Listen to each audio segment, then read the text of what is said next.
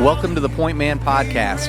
This is a mic'd up men's group of 4 Catholic fathers challenging each other to be the point man for their families.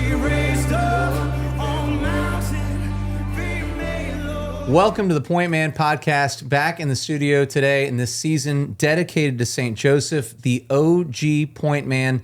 Today we will be discussing in a very particular way St. Joseph's protection. What does that mean for us? How was St. Joseph the protector of the Blessed Mother, of Jesus as a child? And what does that mean in our role as husbands and fathers protecting our own families and ourselves from all of the dark forces that exist, both physical and spiritual? So it should be a fun day at the office here. Joined as always, Clint Captapon, Sam Blair. I'm Chris Price, Jason Angelette, and we've got Yaelin running the show behind the scenes. Thank you, Yaelin. We appreciate it. Before we dig in on St. Joseph's protection, let's start with check-ins. How's everybody doing, guys? It's been a few weeks since we were last in the studio together. I don't know. It's the end of summer already. Can't believe it. It's been great to kind of watch the kids grow in the last few months for me. My daughter is becoming a young lady, and it's been great to just see her grow and develop. She's been playing softball, and just watching her, at home. She's really taken on a big sister role, which has been wonderful. And just to listen to her speak, she prides herself on her vocabulary, and she understands the importance of being smart, and just my son is getting big. We just started a travel baseball team. So I'm one of the assistant coaches there. So we're going to be spending a lot of time playing baseball, and I've been watching a lot of fishing videos. So all of a sudden he's like a pro freshwater fisherman, tying fishing knots and, all the terminology, I don't know if you guys know the freshwater fishing terminology. It gets pretty crazy, like there's whopper ploppers and swim baits and just all the different things. And he just has immersed himself there. And just my youngest daughters, man, just they've become best friends, and they're growing, and just to watch them interact with one another, they rule the family. Everything is according to Bernadette and Esther's schedule, so we are all at their mercy, and it's just been great, man. It's been a great summer. So. And Esther's the first grader, right? Yeah, Okay. Yep. So, and I just found out my son Benedict and Esther are going to be classmates at school. That ought to be fun. If she rules the roost, that should be interesting dynamic. She is the boss. She is the boss. Awesome. Sam, how's it going? Good, man. I gotta have Perrin help me out, dude. I took my daughter fishing the other day, and it was a complete flop. There was no whooper floppers, so we didn't catch anything. So freshwater, man. I love. Yeah, the pink fishing pole wasn't successful. The Barbie pole from Academy, but I'm sad. Summer's coming to a close, but I'm wearing some tiger stripe shorts, trying to keep that summer alive in my heart. How about you, Jason? Yeah, man, summer was for the kids. They had a great time. They went to camp. So camp is Catalayan Chasatonga. There's a great website. If you can't spell that, I can't. It's 2 fun camps. You Google that and you'll see it. It's out in North Carolina, around the Brevard area. And so they were gone. My youngest, Nora, Nene, Jude, was a junior counselor. And then my daughter, Sophia, was a counselor since like the middle of May through the end of July, the first couple days in August. So that she was gone the whole time. But then Nene, Nora, and Jude, they were gone for all of August, all of July. And so while they're out there, I mean, just the adventure that awaits for you. Like Jude went on a 10-day trip on the Appalachian, so 10-day hike. So basically your backpack, your sleeping bag, a tarp, and you just go for 10 days, over 100 miles you hike. And it was really cool to hear his experience and time on the trail like that. Hearing the girls talk about their time, like even my youngest, she was on, I think they did a 3-day or a 4-day on the Appalachian Trail. And the things that they had to like experience and do and be a part of, and just being completely taken out. Like there's no technology, there's no screens, there's no devices. They're just plugged into nature, and there's just whitewater rafting, or there's canoeing, there's rock climbing, there's, I mean, all kinds of things that you can do. And they were just immersed in that. So when they came home, it was just awesome. Like for like hours, they were just telling story after story after story of what they were able to experience. And they can't wait to go back. Now they're gonna have to save up some money because these things are expensive. But the thing was, they came back with this month of detox from the technology, which they're consumed by constantly, with their entertainment, their education, their communication. It's all wrapped up with that. And it's not healthy for us to be on it as long as we are on it for. And this gives them that break. But also they realize that like the fun that they had, the adventure that they had, like they didn't miss out on anything. Like it's one of those things going to camp, you're like FOMO, you know, you're missing out on something, the fear of missing out. And they realized that like, no, we had a blast. We got to do all these things, and it was hard, and they had bug bites, and Jude got into poison ivy, and there's chiggers, and there's all these things out there. But it was like the experience, and the adventure, and the stories. So it was awesome to delight in their experience that they got that time out there in the wild and in the wilderness, and the experience that I hope that they continue forward with it. So It's a little slice of heaven out there in Brevard. oh my goodness, it's like you go to. I remember one time picking them up from camp, and it was like July. We're here in Louisiana. It's like sweltering hot. Like it's so hot, and then you get out there, and it's like, oh, this is why people do this. I mean, it's just like this beautiful, like livable air that you're able to breathe, and this.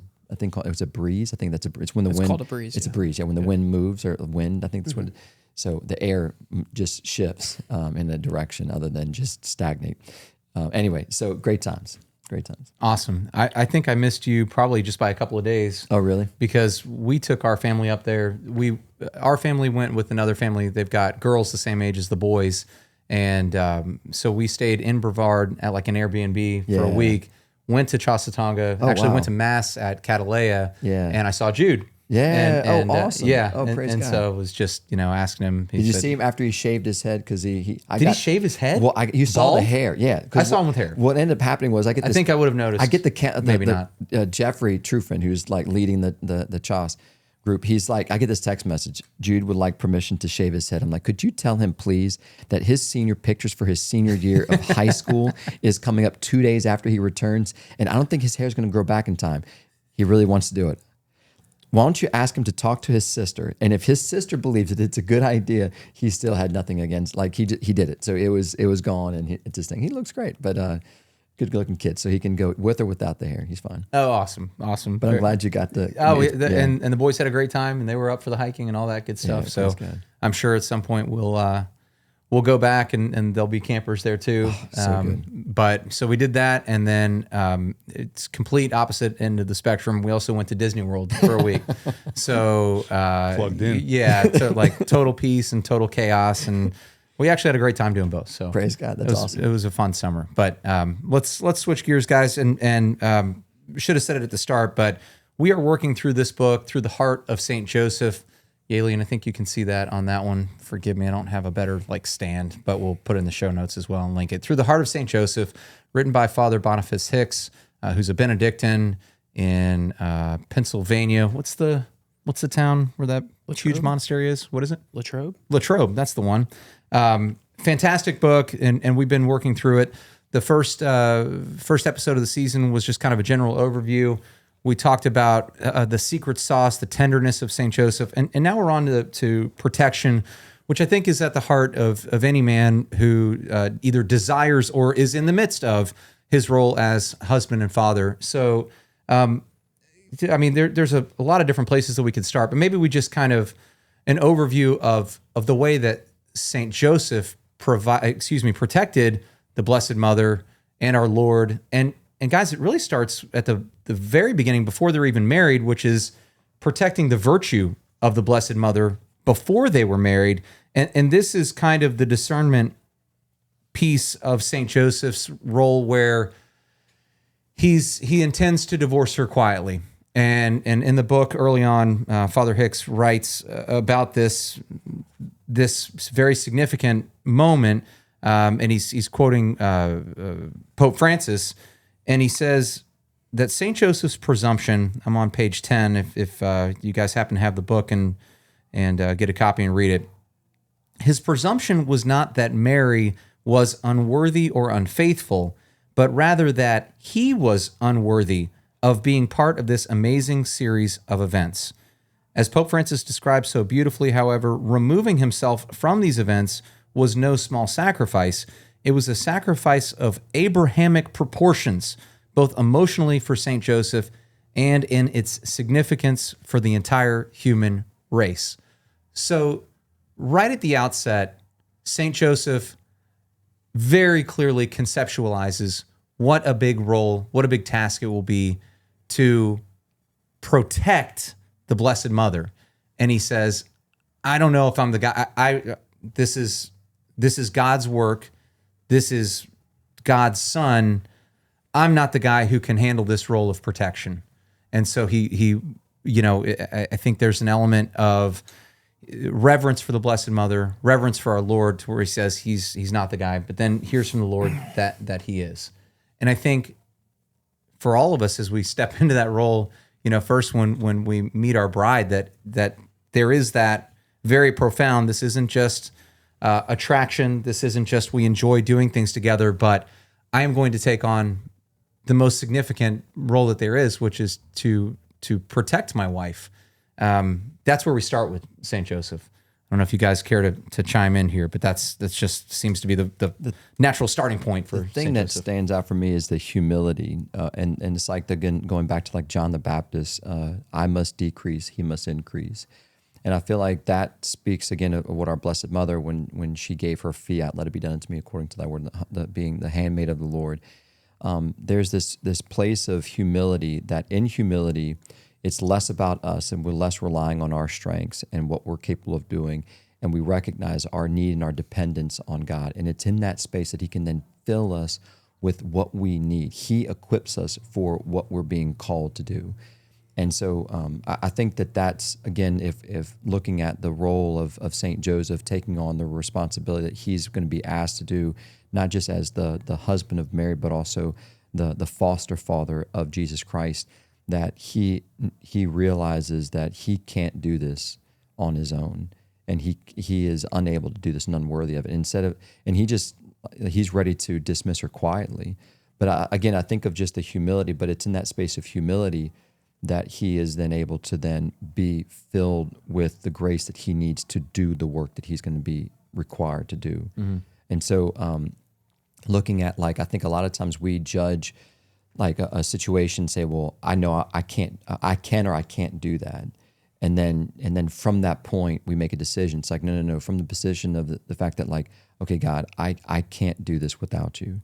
And being in that space of need and dependence on God. And that's how we're going to be able to step in the role. I think there's another thing that's, pulling the thread there on humility, which is absolutely evident. I think you're right to call that out. Here's St. Joseph, who, he doesn't just show up on the scene, and now he's called to, lead the Holy Family. This is a man who spent his whole life in the school of virtue. Yeah. He's preparing for this moment, and yet still, when he's faced with this, has the humility to recognize, who am I? Yeah. And then has the obedience to realize when the angel says, "Hey, no, re-engage." Yes. He has the magnanimity to say yes and never looks back, because it's a both and. It's yes, you're not worthy of this, and we're talking about the greatest saint in the Catholic Church, the patron of the Catholic Church, Saint Joseph, and then he has the magnanimity to say, "But with God, this is a gift." Yeah. And yes, I'll do it. And I think that humility and magnanimity is so important to a Christian man to replicate in our own lives, because yes, there's so many things that we are not worthy of, whether it's being a husband, a father, the gift of life itself. Right. And yet the magnanimity that we can do great things because the Lord's given us these gifts. Yes. Yeah, I love that point, because what we realize is that, like, because there's that temptation, like, well, who am I? Mm-hmm. And it's like, well, no, yes. Like, I forgot who said this. Recently I heard this quote, and it was basically saying that God is saying, just remember that I'm the one who is, and you are the one who is not. Like, this place that, like, we need God, and God is the great. But the point is that then to say, like, but Lord, if you're calling me to this, then I know that then you're going to give me the grace for it. So there's no challenge, there's no temptation, there's nothing that can separate me from the love of God. That if I can unite myself by the grace of God to his will, by his grace, I will be able to do all things through him who strengthens me. So then therefore, whatever the challenge is, I'm not overwhelmed. It's not consuming me. The giant I'm not afraid of because I know who fights with me. I'm thinking back to just and some of it does require a little bit of imagination, but I can at least think in relation to my own experience of courting my wife. Like, did you guys feel this way? Like when you meet your wife, I felt like invincible, like especially like, before we're even married, like just that initial attraction and like the magnetism. You're not really thinking about, I don't know a better way to say it. Like I felt invincible. I could do anything. I was doing the best work of my life all of a sudden, like any endeavor that I was in, I was like, I'm nailing this. Like, right. Yeah, exactly. There had to be something there. Like scripture picks it up after this, now they're in the midst of their engagement and all of this. And there is that realization that like, oh, there is work to be done here. But there's something beautiful about like that initial piece that draws you together, that I can do this. Then of course the wind and the waves come and the storms come, and that's what happens. It doesn't mean that these tasks are now too big. No, you are the person. You are the one that was called. Thank God St. Joseph re-engages, because God said, like, whatever you lack, I will give you. But Mary, in her attraction to St. Joseph, prior to this revelation from the Holy Spirit, says, you're the guy to protect me. And St. Joseph, of course, believed that, because he said, yes, and that's what my heart desires. Now there's nothing along the way, just to your point, Jason, that, but this came up. I didn't know you meant this, like that I've got to protect you in this way. Right. No, like it's all of it, like that comes up along the way. I don't know, Clint, anything there? Just reflecting. Thinking about for the men that are on the fence, right? For me, and thinking of my role as protector, we make mistakes, and also we knowingly make bad decisions, right? So how do we speak to the men out there that are having trouble as not having trouble as protector, but that falter as protector, and give the motivation to keep moving forward, even amidst the storm, I guess. Yeah. Well, maybe part of it is just acknowledging in what ways we need to protect our families. I feel like it kind of breaks down 3 ways here. It's protecting our wives, protecting our children, and protecting ourselves. Yeah. And that can be physical, exterior forces. It can be, interior, mental, and it can be spiritual. So I think there's a lot, we can go in a lot of different directions there. I don't know where you guys want to start on that. I think the first place would be the protection of yourself. Like this is like self-mastery, like to be able to like have your own, by the grace of God, being able to have your own discipline work in place. So protecting from what though? I think the temptations, the protection from the lies, protection from the distractions, protection from the things that are going to disengage my focus on what's priority, to help me to be a man who is going to be on mission, in season and out of season. And that I feel like once you have like you have done that work of self-mastery, then you're able to then better protect your spouse and your children, because you've got that work that's within you that you don't give up on either. Like you don't say, well, now my focus is on my wife or my kids. Like, no, you still need to make time to make sure that your own heart is guarded. And like this to me, I feel like this goes back to, again, the interior life, the work of being able to make sure that like your prayer life, your growth, your spiritual formation, that you're going on men's retreats, doing things that's going to build up your own personal faith. As you are working and constantly always working in that space, then the work that you do has the strength and the grace and the protection, I think, because you're able to protect because you're allowing the one who is the protector, God himself, to protect your own heart in Christ Jesus. And that speaks to the importance, like you were saying earlier, of being able to unplug. Yeah. Like the kids, right? Yeah. They go to the camp and they're able to unplug from the temptations of the world. Yeah. And then they bring that home with them. Yes. And they're not a slave to the temptations, the screen time, they're able to withdraw into themselves, into the interior life. Yeah. And that was actually something my son wrote in one of the letters back. He said that he just realized how much time he had been wasting on his phone. And so he was very thankful for the time out there that he was off his phone. That's what, right? That's what I would want him to know that. I would want him to like have that. But he discovered that on his own because he was able to have that time to reflect, that interior time. So then his going out, the work that he's going to do, if he can remain faithful to that, is going to be so much more fruitful because he's allowed himself to have that interior walk. So again, I come back to like we need to I think about I remember hearing this, that the walls built around Jerusalem were built there, not just in the sense of like to protect them from the enemy, but to protect them from being able to worship properly on the Sabbath. Like they that was such a sacred time that they built that so that they could rest and they could worship the Lord God. And so like, what are the walls that we're building around in our life to protect us from the things that want to come in to that sacred space? Because again, like we need to protect the sacred. We need to protect that sacred time with the Lord in our relationship so that we can then better be protective of others and the work that we're called to do and as protectors and providers for our families. There's a great scripture, and I wanted to make sure that I looked up to quote it correctly, but it's Proverbs 4:23, guard your hearts, for it is the wellspring of life. Yeah. So guard your hearts, and now this imagery of the walls and like, so what are my sentries doing at the wall to guard my heart? What am I allowing in? Yes. What am I protecting from? Yes. And it is,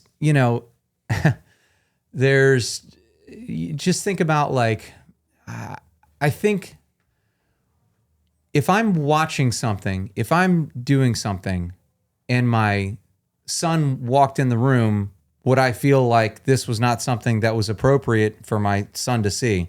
If it was pornography, if it was a violent, film, if it was a particularly salty song or something like, and he walks in, well, I hope that I instantly recognize the difference between, okay, well, what I would allow him to see, but then am I even protecting myself by allowing this? Well, I can handle it, but I wouldn't want my son to see that. Maybe I should back up a few steps and recalibrate. Well, is this even good for me? Am I guarding my heart? If it's the wellspring of life, says Proverbs chapter 4, the wellspring of life, am I corrupting the wellspring, the well? Yeah. And I think, the last episode we're talking about the tenderness of St. Joseph and how he mirrors God the Father in that tenderness and that love. And when we look at the church teaching, God is love, and so he's mercy and he's just. And these are the two attributes of God. God is love, he's merciful, and he's just.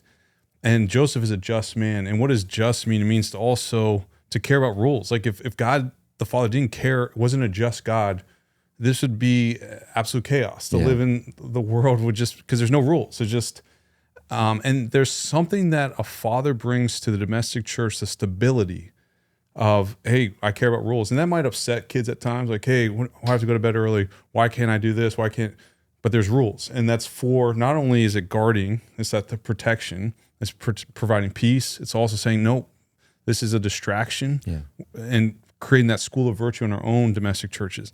And so not only was St. Joseph a master of the virtues, not only was he tender and merciful, but he was also just.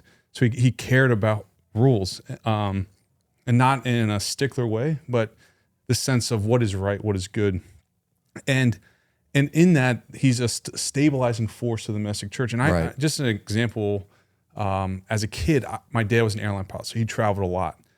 And I'm the oldest. And so I remember like age 7, 8, 9, I would feel when my dad was away. I'm like, I was up. I was like, is everyone safe? Even as a kid, I was like, because I'm the oldest. So now I felt that weight. Yeah. And I just remember loving when my dad would come home. It was like the Marine is home. And, I was like, man, I would feel terrible for anyone that wanted to break into the house. I was like, dude, you're going to get taken to task, And even now as a father, like we were watching Shark Week and my little daughter was like, oh, daddy, she jumps in my arms, protect me. It's like, oh yeah, of course I will. That shark's not going to touch you. We're sitting comfortably on the couch eating ice cream. But there's a sense of stabilizing force that St. Joseph brings to the domestic church, but he also brings to the church universal. Sure. Yeah. And how do we know that St. Joseph protected himself appropriately? I would say that it's evidenced by his relationship with the Lord, with his discipline to be responsive in certain moments, that he was protecting his own virtue. He was protecting himself from dark forces, so that he had the ability to discern what these dreams were about and whether they were real and from the Lord. I think guarding his heart and the way that he did allowed himself then to be, particularly responsive in those calls to action and just in the day-to-day living. This is important. I mean, I don't think men think about self, and I love the topic of self-mastery. Yeah.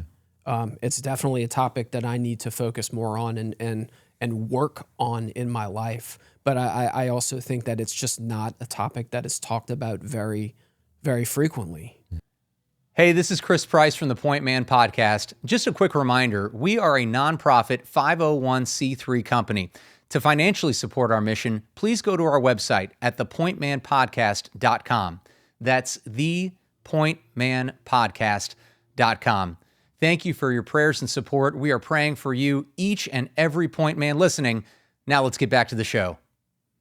Can I just pull the thread on that? Yeah, right. There's plenty a there. devotion in the Catholic Church, St. Bridget of Sweden. It's the 7 sorrows of the Blessed Mother. And the second sorrow is the flight into Egypt. I mean, that was not easy. I mean, it literally, you just had a baby. Yeah. You take him to the temple, and the circumcision happens. And then like almost immediately, Joseph gets a dream. They're going to Egypt. And that is, like Our Lady is still in postpartum, like traveling to Egypt, which is a long journey, but On a donkey with a baby. And They started at night too. started at night. But here's the other thing I want to highlight is I'm going to pull this together, but there's this great book, the Summer of the Comanche Moon. I'm saying that title right, but there's a highlight of a character, Jack Coffee Hayes. I've mentioned him before, but he invented the 6-shooter and an incredible historical figure, but he used to have to travel to DC a ton to like pitch this 6-shooter to Congress and how they needed it for the Indian Wars. And he'd have steak dinners, 4-star hotel. But then when he was back in Texas, he was going out to the wilderness with like some trail mix and some water and just as content in either one. Mm-hmm. And that's self-mastery. Here's a guy that's totally content in high society or out in the bush. And St. Joseph, he's royalty. Like I think we overlook that so much. Like he comes from the line, David, probably an absolute stud, like a physical specimen. There's probably a very beautiful couple, a very handsome couple. Our Lady's probably gorgeous, and then Jesus. I mean, historically, unblemished lamb, like beautiful baby. And here he is, like he doesn't hesitate to go out into the night, leading his young bride and newborn son, and the confidence that he has and the self-mastery, like, let's do it. And knowing that there's no 4-star hotel on the way, right. They have some gold maybe to carry over, and we'll figure that out. Some frankincense, some myrrh, maybe some food, and they're just going. And he doesn't hesitate. It's not like, oh man, I got to get this together. What I'm going to be uncomfortable. We got to get this and this because I got to look out. I got to get some bourbon and pack it in the donkey. And because what about? He's just like, let's go. Total self mastery. And I think that is something we can all sit with. I know specifically myself. Like, wow. Yeah. What is protecting myself mean? Yeah. And it's not my creature comforts. Right. That's a great point, Sam. It's not my creature comforts. What do I need for better self-mastery? What do I need to do better to protect myself? And I'll throw one out there for me. And it was way worse in my single days. On my bad days, it still gets me, which is just not getting to bed at a decent hour. Like it's just that time to unwind.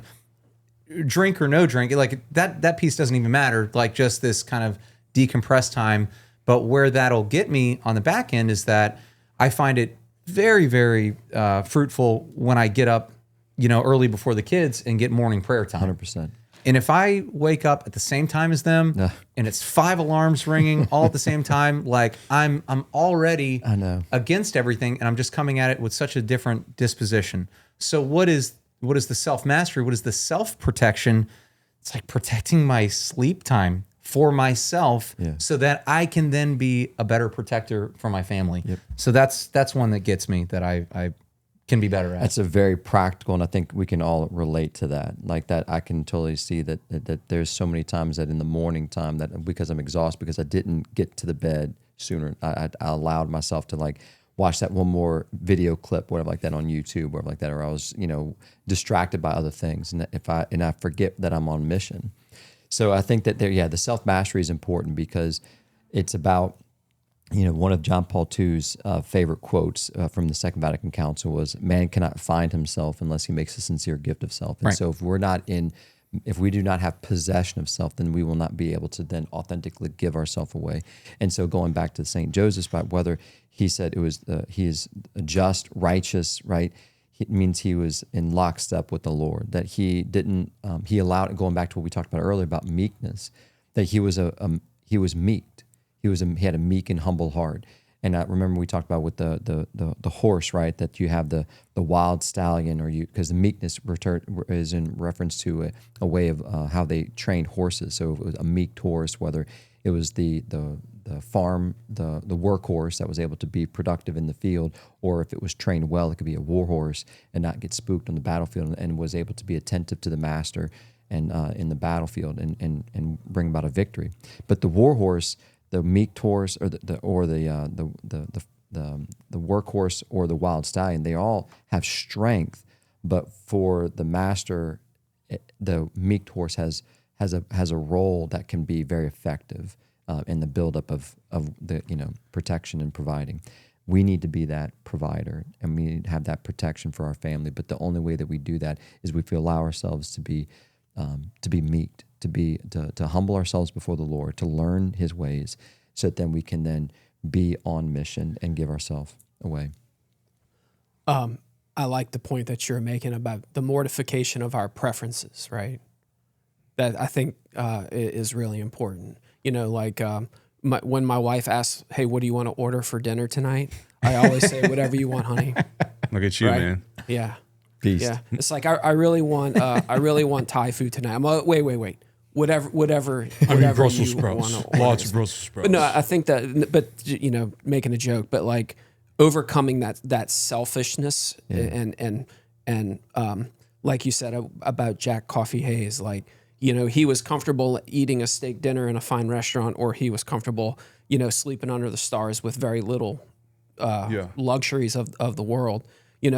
That's somewhere that I need to work to get towards, is mortifying my preferences, laying down my own selfish desires in service of my wife and my children, and just saying, "Hey, I'm gonna support whatever is needed in this situation. It's not about me. It's about making a true gift of myself, laying my preferences down in service of my family." I love that. And I think that's exactly, like, to your point, is war horse, you want me to farm the fields, or like just, go for a ride. Like St. Joseph's down for whatever. Yeah. And right. he is I think providing and protecting, if you look at it long enough, I almost think there's a very tight correlation there, because not only are you saying protector, like, all right, the doors are locked, Yes. the alarms are up, we're good, I've done my job as protector. It's also this sense of,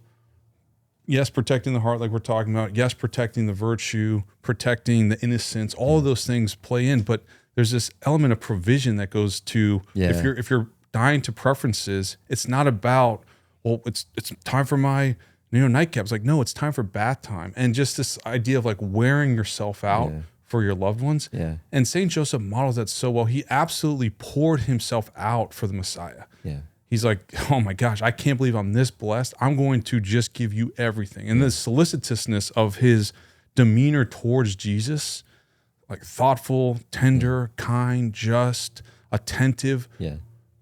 providing and protecting, leading, guiding, all of it, because he was totally engaged, and he models that to us. And I think part of that is his death to preferences. And in order to really dive into domestic life, it really is a death to self, because we want to do one thing and our responsibilities as husband, father demand another. So I think about, again, going back to the importance of our prayer life, and then the importance of finding those opportunities to make sacrifices. Because as in our baptism, we are baptized in the threefold office of Christ as priest, prophet, and king. So therefore, like, we can offer up prayers and sacrifices for our children, for our spouses. So I think about like cold showers, for example, like, something in the morning that you can easily, you get your nice shower, you can turn on the hot water, the steam, open up the pores, get some stretches in if you need to. But instead, like, step into that cold shower and offer up that shower for your family. So you choose, I think the way that you can appreciate the blessings, the good, the steak dinner, is by embracing more of the times of sacrificing those opportunities, and to lean into the pain. And I think that, like St. Paul talked about, he says, I know what it means to have much. I know what it means to have little. I feel like we need to be able to be content wherever the Lord's leading us, to appreciate the steak dinner, but to also, I think, to help us to lean into that space of being able to embrace and appreciate the trail mix, and just the water, is us in being wanting and being open to and choosing at times the difficult to step prepare out of your ourselves, comfort to zone. step out of our comfort zone. In a cold shower in the heat of Louisiana summer is a consolation. It's actually that, right? a gift. Exactly. Can I'd like to switch gears, because we talked a lot about self-mastery, protecting ourselves, our hearts. Good, beautiful place to start. And St. Joseph had to be in that place to care for the Holy Family the way that he did. Can we switch gears now to the protection of our children and the particular challenges that are there with protecting our kids? But again, just starting briefly with St. Joseph and the way that he protected his family in the lead up to the Nativity, protecting his family in the flight to Egypt, which was a flight. This was not a joyride vacation. Protection is at the top of his mind as he returns to Jerusalem to find Jesus when he was lost. The protection of our children, it's there over and over again for St. Joseph. He masters that because he allows for Christ to grow in a way that enables him to grow in his own time.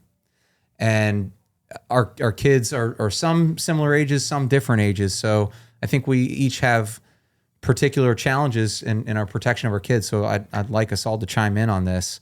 Yeah, go ahead. I'm going to lead off by saying I think there's a lot there that I hope we just keep pulling on here. But I think one thing that we definitely need to highlight here is protecting the image of God being a loving father. Ooh. I really think that can get overlooked in our desire to be efficient. Maybe I'm speaking to myself here, right? This desire to be efficient, just, and we can miss the tenderness, we can miss the love, and highlighting to the, like, I want to let my kids know, like, hey, I pray for you by name every night, just like letting them know, like, I love you so much. And I think sometimes our actions don't line up with that love we have. And I that is something that's so vital, because as they mature into adulthood, their time in the domestic church is really feeds that imagery of God the Father, and I think that is something we need to absolutely protect. Is there a protecting their innocence element in that? If they're all of it, but I think part of that is the sense that they're loved. Yeah. That their prayer life is one of great understanding that God the Father loves you. It's not this question mark. Well, that's what the book answer says, but does my experience over 18 years at home, my dad was rough, or he wasn't loving, or all these things. So how can God the Father be loving? I think that is something we absolutely need to protect in our actions, in our words, in our example. How about you? I love that because that's John Paul II. He wrote 5 plays, and one of his last plays that he wrote was called Radiation Fatherhood. And I feel like that's, again, why are we called father in the first place? Like, and what's our goal? What's our mission? And so our fatherhood, in a way, as being dad and father, is trying to like say, no, I'm like an icon of God the Father. That it's supposed to, by seeing me, like you're supposed to in some way see the Father.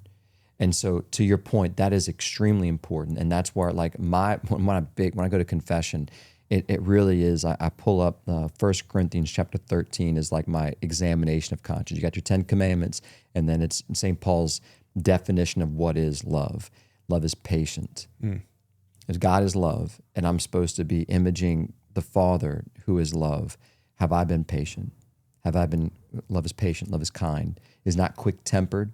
It does not brood over injury. I'm like right there. I could sit and talk a lot about those things that I've failed in those areas. And I got to work in that because they're like God, it's amazing. Like God, he wants us involved in all of this. Like he doesn't want us, Christianity is not a spectator sport. Neither is fatherhood. Like he wants us in the battlefield. He wants us in the family home so that we can reveal his love to our children, who he loves more than we do. The responsibility that we've been given, like if we come to our senses, we're like, Lord, I can't do this. I need to back out of this. And the Lord's like, no. You can with me. And that's the thing, is that like I feel like one of the ways that we can protect our children, how we protect our children, is by being present. Like, who's Jesus? That's the carpenter's son. You know what that means? That means St. Joseph was in his life. Jesus and St. Joseph, they were together. They were together in the carpenter shop. They were together, working together with their hands. He was teaching Jesus. Like he was present in his life. So that's something that I feel like we as fathers need to double down on our involvement, on our presence. I remember someone say one time that, you know, how children spell love is Time. And we need to give more of our time. And then to your point, what does that time look like? Is it dad's always frustrated? Dad's always angry? Dad's always upset? Or is it dad is showing this love? Because I can tell you this, I know my dad, I love my dad, and he was raised with a father who abandoned the family at an age when nobody else was doing that, you know, divorcing his wife, divorcing his mom, right? And so my dad was left by him, and it was 4 other siblings. So it was the 5 of them. And the point was that like he didn't have that experience of a father present and being there for them. And so I know my dad. And then wouldn't have felt protected. Oh yeah. And so my dad, the hardest working man that I know to this day is my dad. And the turnarounds that he used to work when I was little, the work that he used to provide, and the time that he was gone away to give us the things that we had. And I remember there was times where it was rough, and so, you know, like the challenges, but I knew too that like, and it took some time, but by the grace of God, I knew his love for me. And I thank God that even though that like faith was a challenging thing growing up, that even still, I can look at my dad, my memory of my dad, and I can see it growing up as a kid, and I can see there is that gift that he gave me of a loving father helped me. He might not have brought the theology of that, but that lived experience of his love for me helped me to open the door by the grace of God to my love for God the Father. How about just from the perspective of, because you've got the oldest kids of the group, you've got daughters in college. How do you feel your role changes when you're still called to protect them? How does that change when they're away, they're out of the house, they're in college? Again, it's learning the heart of your children, and this has been pray for me that I can do a better job too. But it's always staying engaged. It's not, they're not the little kids that you remember throwing up in the air and catching, and now they've grown, and there's maturing, and then there's these beautiful stages that they're entering into in life and college, and then now Bella's she's a junior right now at LSU, so she's got just a couple more years and she's done and all. But the point is that staying. I remember telling my dad this one time. He was like, he's trying to tell me something. He's like, "Well, Jason, you're an adult now." He's like, "I'm like, Dad, you will always be my dad, and I want to give you permission that if there's ever something that you want to tell me as a father to his son, I want you have permission to share that with me. And in fact, I want that." So I feel like I never want to stop being their dad. I know it's going to look different than when they were 4 and 5 and 7 and all that.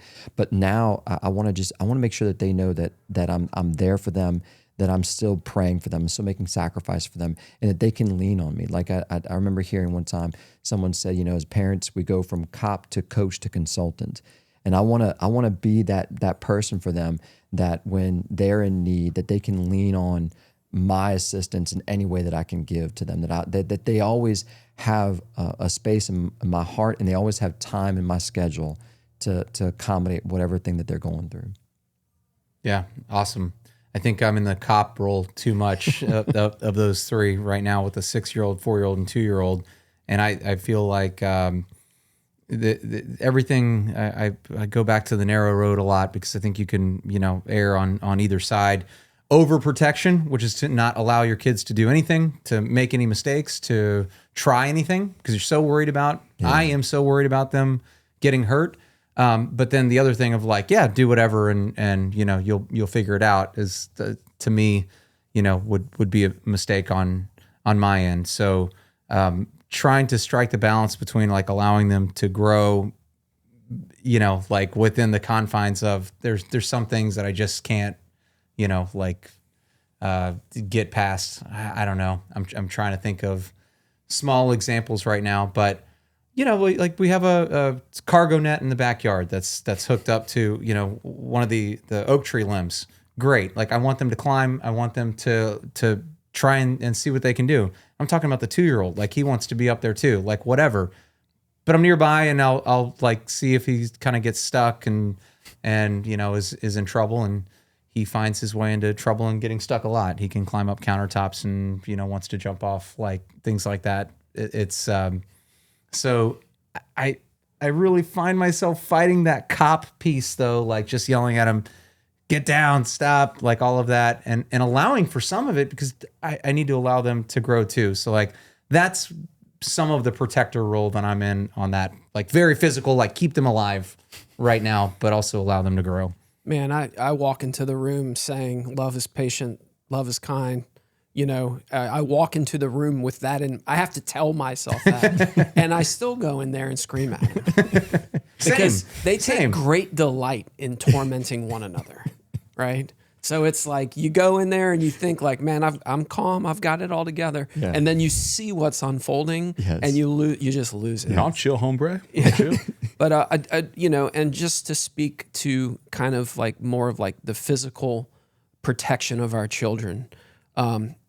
We really pay close attention, or try to what they are exposed to. Mm-hmm. And for parents out there, you really have to put boundaries on technology and devices. 100%. And that's really important, because if you just let them run wild on YouTube, the evil comes looking for them. Yeah. You could be looking for with good intentions, they watch YouTube Kids and they're looking for videos or whatever. It'll come looking for you. Yeah. So we really limit what we let them watch, and if you have to put protection on your devices. Covenant eyes. What is the statistic? Children see pornography for the first time when they're 8 or 9 years old. So if you don't have that protection in place for your kids, they will be exposed to it. It is a 100% fact. and then we also protect like what, the movies we watch, the music we listen to. Yeah. Man, I tried to watch Rudy the other night, because I was, me and my son, like I said, we've been playing a lot of baseball, and it's about like, the triumph of the human spirit. And I mean, there's even language in Rudy, and it's rated PG, and it's like, man, I almost can't let my kids watch this. Rudy. Rudy. Right, Look, right. With VidAngel. good values and There's VidAngel. You can watch movies through VidAngel, and you can censor out those things. Yeah. It's pretty impressive. So yeah, man, as gotta put a parents, link we to got to that. really protect. It is your job to protect and control their devices. Like if your attitude is, oh well, they're gonna see it anyway, or they're gonna hear it anyway. You're not doing your job as a protector of your children. And it's all going to go in stages. Like there's going to be a time when they're at this age that you have these level of protection and rules and guardrails and things like that. And as they get a little older, it's like the training wheels on the bike. Eventually the training wheels come off, and then you're going to start giving them that freedom to be able to hopefully use the things that you taught them and help them to, because you want them to be able to go out on their own, to be able to not whenever like they're finally out of the house they go crazy because like now all the rules are gone, they can just gonna go wild, but to be able to like help prepare them. I remember watching this video long time ago, and it was this guy who was like this great surfer out of Hawaii. He won a bunch of like these like surfing competitions, and he's got like these 2 kids, and he's like a dad now. They're doing this like documentary thing. And he's talking like, he says, I want to expose my kids to the same things that I was exposed to, And as they do that, the B-roll is him on a surfboard, like close to shore with his like maybe 4-year-old on the surfboard. And he's like on the board, and his son's in between him and the board, and he's holding the board, and they're kind of like coming into the shore, That was the image used, not like him putting his 4-year-old on the surfboard and like pushing the surfboard out into the wave as a 4-year-old into these great waves out of the coast of Hawaii. It's like it's progressive. It's all in due time, and he's going to do the best he can to engage and to help train his children how to do what he did, so that they can then on their own go out there with the skill, with the knowledge to be able to then know how to ride those waves. And I feel like that's what we need to do as fathers. I think that's spot on, man. I agree 100%. And at the same time, I don't have mature adult children, but you got to think St. Joseph, right? There are theologians that have said there's a reason why St. Joseph, well, 2 things, that he passed away before Jesus' public ministry. Yeah. Because the crucifixion, Joseph would have been like, I'll do it. Get out of the, he as a father just couldn't bear. And I know that it's a sword that pierced Our Lady's heart, and talks about that when she visits the temple, right, the presentation. But St. Joseph, I just think he would have gotten involved. I agree with some of these theologians. So he passed away before the public ministry of Jesus. And then there's this other point that's been made, that's circulating, is that there's a reason why up until recently St. Joseph really has been silent, within the church teachings. It's only recently that he's in the liturgy of the Eucharist, that he's kind of coming onto the scene hundreds of years later, because you got to think the level of virtue that he exuded. It could be very easy for the early church to just get confused with what was St. Joseph the Messiah or is Jesus the Messiah? Because he's just such a solid dude. And at the same time, I almost look at the life of St. Joseph, and again, there's nothing but silence in the Gospels. Was he silent? Boniface VI highlights this. No, he wasn't silent. But all these parables, you got to think Jesus is seeing this incredible mentor that's showing him, hey, this is how you ride, this is how you surf, Like, I'll start here. He's showing him, he's walking him through the school of virtue. And what an incredible mentor. And he wants to be our mentor. He wants to show us how to protect, lead, guide our families and the domestic church, as he's the patron of the universal church. And what a gift, that we have him as a patron saint. There's two things that come to mind. I just wanted to say this is some saints that we can like study, like St. John Paul II, and there's books written about him. There's autobiography, these biographies about him. And but like, when you try to like study Saint Joseph, it's at first it's like, well, where's his quotes? Like, where's his work of his book that he wrote? Where his place? And it's like, what was it? Where was his place? But it's like you have to like kind of like sit for a minute with Saint Joseph, and then when you like reading this book and like other things that have been written on Saint Joseph, it's like, oh man, it's like, and what I'm trying to say is that like I would encourage anybody who's looking into Saint Joseph to sit in silence with Saint Joseph and allow his silence to speak, because there's so much I feel like that's been coming out from this book and from other work on Saint Joseph that's blown my mind of like, I didn't think there was a lot to study or the things to kind of reflect on. And I feel like it's just coming up like crazy. And I know that we're running out of time, but I was curious to say, like, again, going back to this role of protector. And I think about, Sam, your time in the military, of like the importance of how it was to train, how much you had to train. Like soldiers are not just people who just have great intentions to try to protect other people. Like you had to go through some serious training and then equipment that you were wearing yourself. Like you had to like ready and prepare yourself so that then you could go out and be a protector for the world, for the country. I just think about that as far as like, if we're supposed to be protectors and providers for our children, for our wives, there were, again, coming back to that responsibility of the work that we need to do to make sure that we're in that space of allowing our hearts to be protected, protecting our own computers and our own devices, that whether it's the stuff that we're looking at or it's the amount of time we're spending in these areas, that we have the discipline and strength to be able to have that faithfulness to the Lord first. Anyway, if you wanted to add something to that. Well, do you? I think that's Anything spot on. I love the correlation of just, St. Joseph didn't just show up as this virtuous man and say, yeah, Mary, I got you. I'll lead you. This is a man that's been preparing his whole life, and took a vow of perpetual virginity. Our Lady takes a vow of perpetual virginity. There's a little bit of confusion probably, like, well, God, I thought you, and this trust that Our Lady has, like this incredible trust that Our Lady has in St. Joseph's capability, his virtue, and his relationship with God. It wasn't just because he's a stud that she's like, oh, and he's royalty. It's his relationship with God, like that prayer life, which allows him to lead that family, allows him to protect. And to your point, all that work, who knows the amount of like fasting and silence and prayer and long vigils that St. Joseph did in preparation. Because you got to think that the Lord is speaking to him for a long time, preparing him for this. He didn't know what it was, but the Lord is preparing him. And I think that's not, in our lives, it is a saying. We are called to be saints. I think that's very important to remember. We are called to be saints, and you don't just show up and be a saint. Like this, there is cooperation with sanctifying grace, which means we have to have a relationship with Jesus. We have to have a prayer life.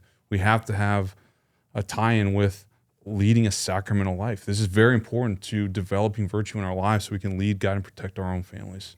I think there's one more pillar here that has to be addressed, and not enough time to go terribly deep, but is the protection of our spouses. And I'd be remiss if we didn't spend at least a few minutes on that. And the role of protecting my spouse is obviously different than protecting my children, especially my young children, who don't really have a tremendous amount of say-so on the rules, the organization, the things that are just good for their benefit. To protect my wife is something very different, because my wife has a beautiful, holy heart.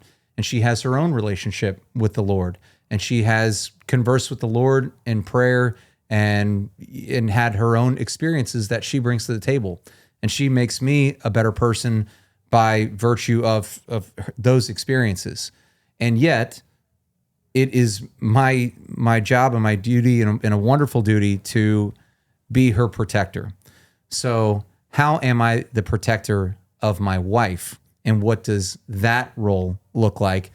And I think some of it for me is the challenge and the call to be in the image and likeness of Christ, to lay down my life for my bride, that I work every day and as humbly as I can, which is a very difficult thing to do day in and day out, but to make sacrifices for her, to make sacrifices that in turn are for the family, and to protect her heart in the same, in a somewhat similar way as my children, which is, do I want to expose my wife to, certain things that are just like, this is, this isn't great stuff to watch. This isn't great stuff to listen to.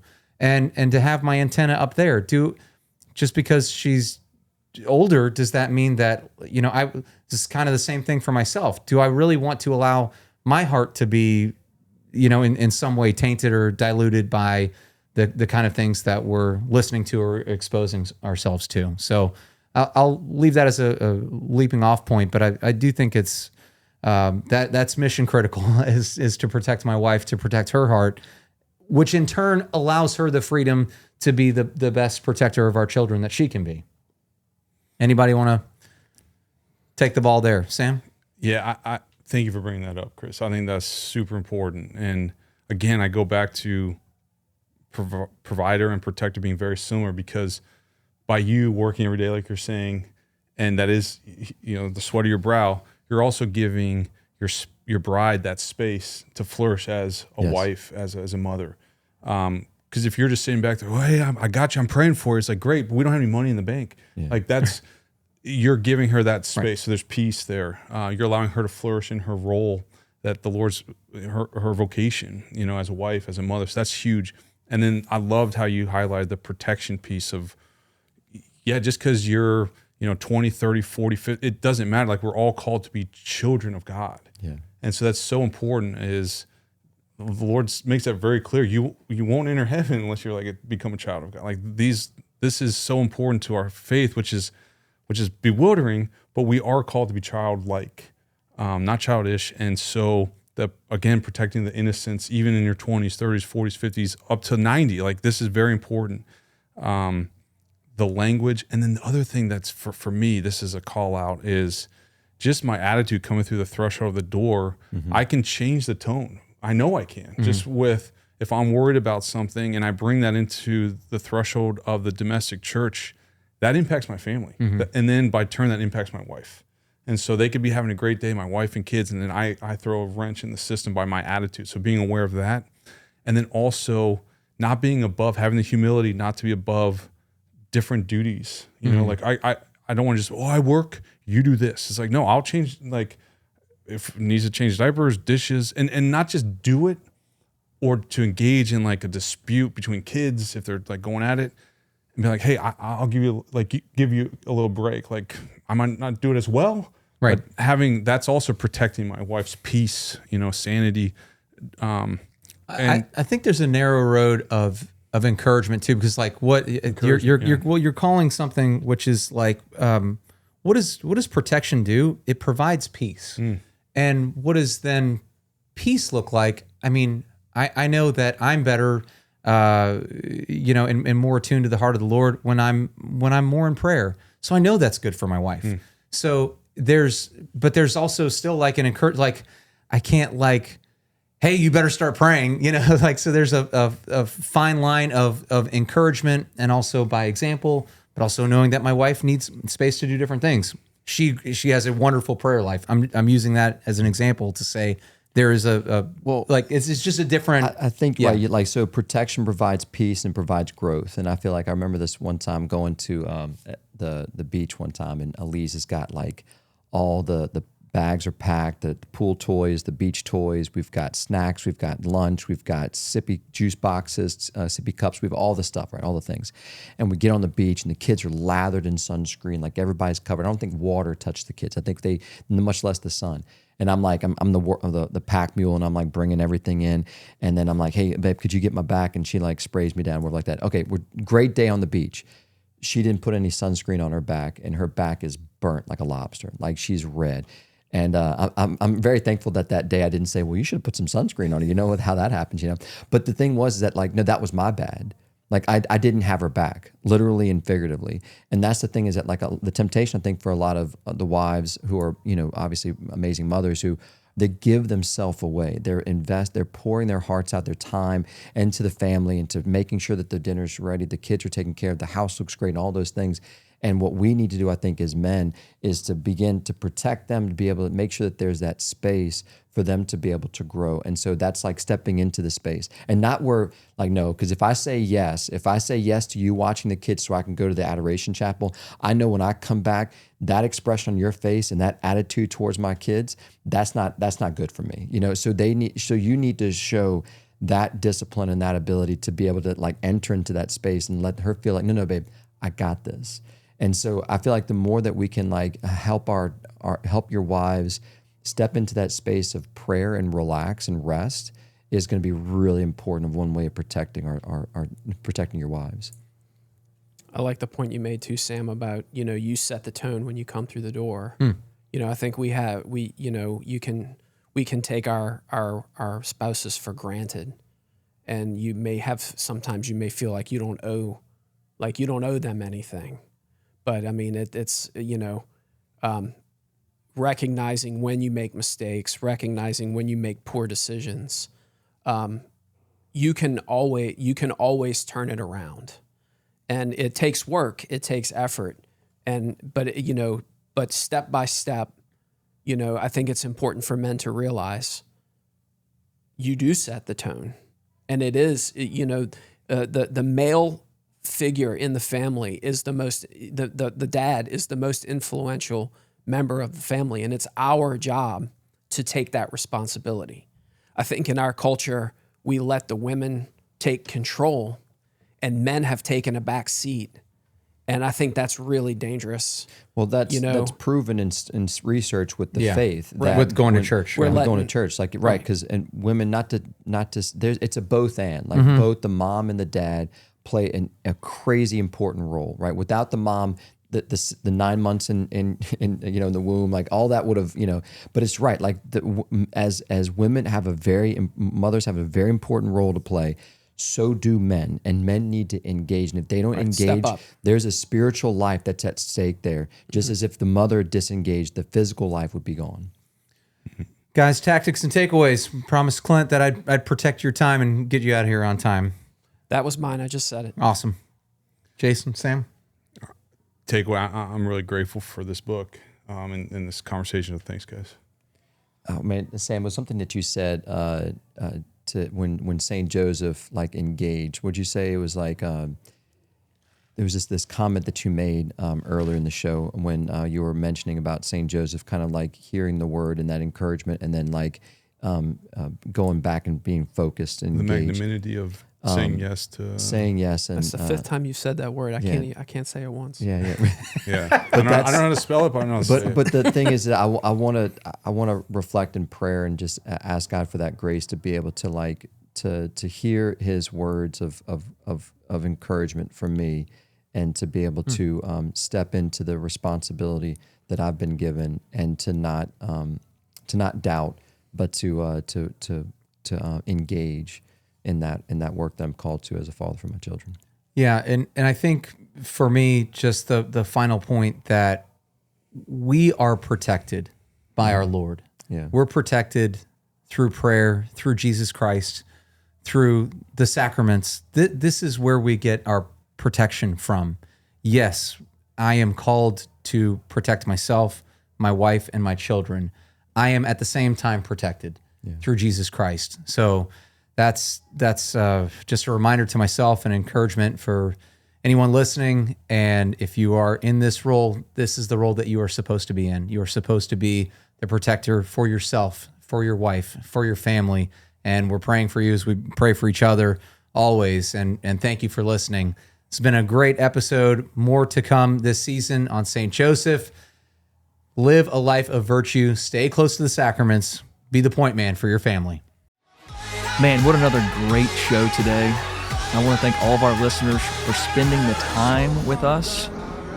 I want to challenge you, if you've enjoyed this, please share this show with another husband or father that you know, or leave us a review on Google, Apple, or Spotify. We'll see you next time. I was born a fighter. I rise up, I rise up. like smoke from a gun, like a brand new sun.